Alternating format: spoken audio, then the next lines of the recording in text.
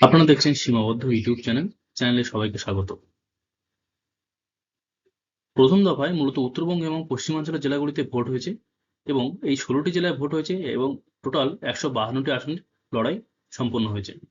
এই জেলাগুলি হলো কোচবিহার, আলিপুরদুয়ার, জলপাইগুড়ি, কালিম্পং, দার্জিলিং, উত্তর দিনাজপুর, দক্ষিণ দিনাজপুর, মালদহ এবং মুর্শিদাবাদ, এছাড়াও ঝাড়গ্রাম, পুরুলিয়া, বাঁকুড়া, বীরভূম, পশ্চিম বর্ধমান, পূর্ব মেদিনীপুর ও পশ্চিম মেদিনীপুর।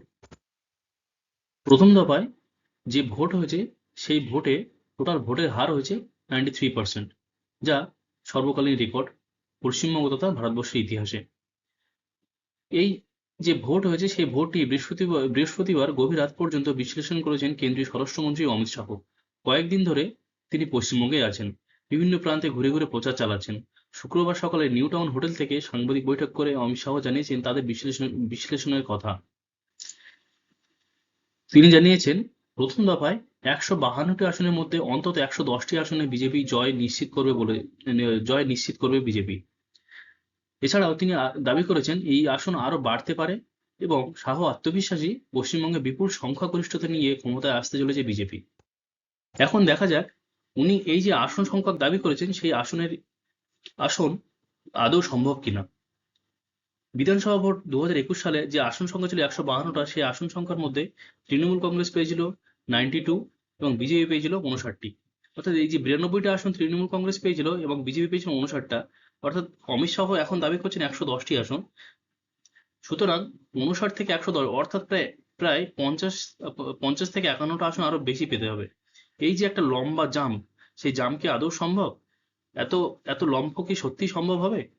এখন এখানে যদি ধরে নেওয়া যায় যে ভোটের নিরিখে যে 93% ভোট পড়েছে, সেই ভোটের সংখ্যাকে বিজেপি আরো বেশি কিছু ভোট দাবি করতেই পারে। অর্থাৎ এখান থেকে যদি যদি 30টা ভোট আরো বেশি বাড়ে, অর্থাৎ 30টা আসন যদি আরো বাড়ে 59 থেকে, অর্থাৎ 70 থেকে 80টা আসন, তাহলে হয়তো অবাক হওয়ার কিছু থাকবে না।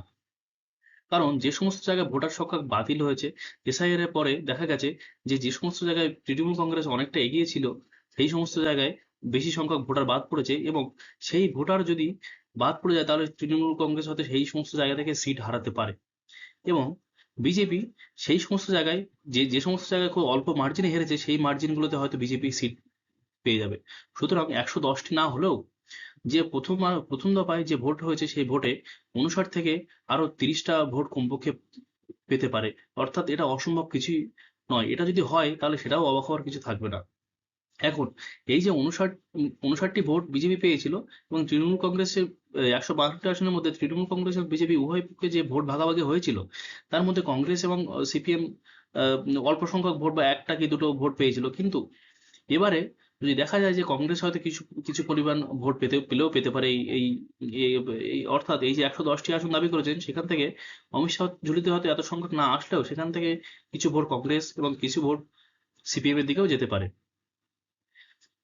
এখন এই যে 152টি আসনের লড়াই সমাপ্ত হয়েছে, সেই সেই 152টি আসনের মধ্যে নির্বাচন কমিশন জানিয়েছেন কোথাও কিন্তু পুনর্নির্বাচন হবে না। অর্থাৎ বিক্ষিপ্ত কিছু ঝামেলা ছাড়া কোথাও কিন্তু বড় ধরনের কোনো ঝামেলা হয়নি এবং যার কারণে নির্বাচন কমিশন সিদ্ধান্ত নিয়েছেন যে পুনরায় কোনো জায়গায় ভোট হবে না।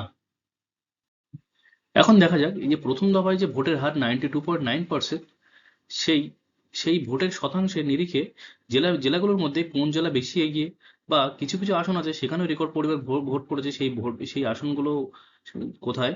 এবং এই যে বিধানসভা ভোট হয়েছিল 2021 সালে, সেই 21 সালে দেখা গেছে যে ভোটারের সংখ্যা 3,78,00,000 এবং ইভিএম এ ভোট হয়েছিল, অর্থাৎ ভোটদান করেছিলেন 3,11,00,000 এবং ভোটের হার 82.4%। 2026 সালে ভোটারের সংখ্যা 3,60,00,000, অর্থাৎ বাকি যে ভোট প্রায় 20 লক্ষ মতো সেটা এসআইআর বাদ পড়েছেন এবং ভোটদান করেছেন 3,35,00,000, অর্থাৎ 3,60,00,000 ভোটারের মধ্যে 3,35,00,000 প্রথম দফায় ভোটদান করেছে, যা রেকর্ড সংখ্যক এবং এই সংখ্যাটা কত? 92.9%। এবার যে সমস্ত জেলাগুলো যে যে যে 16টি জেলা ভোট ভোট পড়েছে সেই 16টি জেলার মধ্যে কোচবিহারে সব থেকে বেশি ভোট পড়েছে 96%, দক্ষিণ দিনাজপুরে 95.4%, জলপাইগুড়িতে 94.6%, বীরভূমে 94.5% এবং মালদাতে 94.4% ভোট পড়েছে। এবং যে আসনগুলো আছে সেই আসনগুলোর মধ্যে শীতলকুচিতে সব থেকে বেশি সংখ্যক ভোট ভোট পড়েছে 97.5%, ভগবানগোলাতে ভোট পড়েছে 96.9%, রঘুনাথগঞ্জে ভোট পড়েছে 96.9%, মেখলিগঞ্জে ভোট পড়েছে 96.8% এবং রানীনগরে ভোট পড়েছে 96.8%। অর্থাৎ এই যে রেকর্ড সংখ্যক ভোট পড়েছে, সেই ভোটের হারে কোচবিহার জেলা সব থেকে বেশি এগিয়ে, এবং কোচবিহার জেলার এই অন্তর্গত একটি আসন শীতলকুচি, সেখানে কিন্তু সব থেকে এগিয়ে ভোটের হার এবং ভোটদানের সংখ্যা। আগামী 29শে এপ্রিল পশ্চিমবঙ্গ বিধানসভা নির্বাচনের দ্বিতীয় ও চূড়ান্ত দফায় 7টি জেলার 142টি আসনে ভোট পর্ব শুরু হবে। এই জেলাগুলি হলো উত্তর চব্বিশ পরগনা, দক্ষিণ চব্বিশ পরগনা, কলকাতা, হাওড়া, হুগলি, নদিয়া ও পূর্ব বর্ধমান। প্রথম দফায় দেখেছি যে এসআইআর প্রক্রিয়ায় বহু সংখ্যক মানুষের নাম বাদ পড়েছে।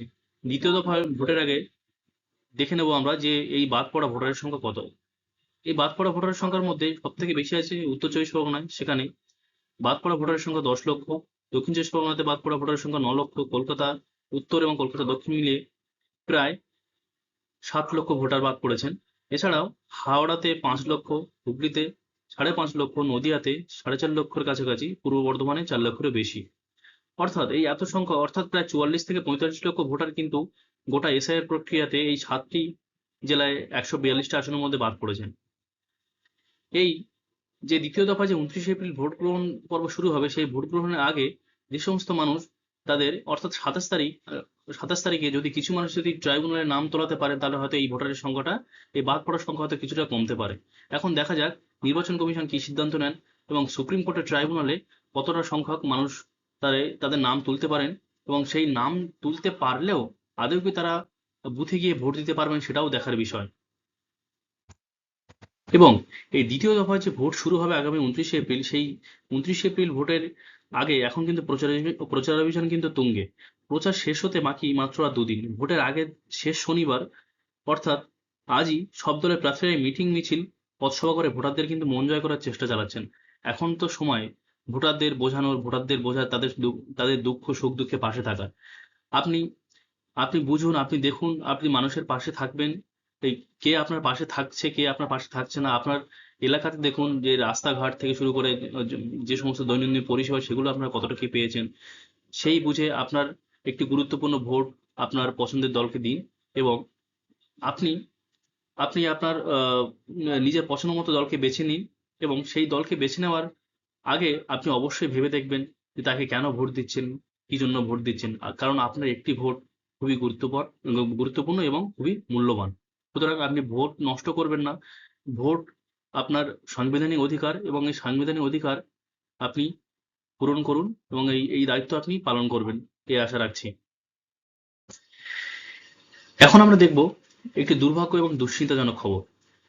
রাজ্যে প্রথম দফার নির্বাচনের দিন অর্থাৎ গত 23শে এপ্রিল বৃহস্পতিবার ভোট দিতে গিয়ে 7 জনের মৃত্যু হয়েছে, এবং এই মৃত্যুর কারণ হিসেবে বেশিরভাগ ক্ষেত্রে দেখা গেছে যে তীব্র গরম, এবং বেশিরভাগই ভোটার মারা গেছেন লাইনে দাঁড়িয়ে বা হসপিটালে নিয়ে যেতে যেতে। অসুস্থ অবস্থায় তারা হয় রাস্তাতে মারা গেছে, নাহলে হসপিটালে পৌঁছানোর আগেই তারা আগে তাদের মৃত্যু হয়েছে।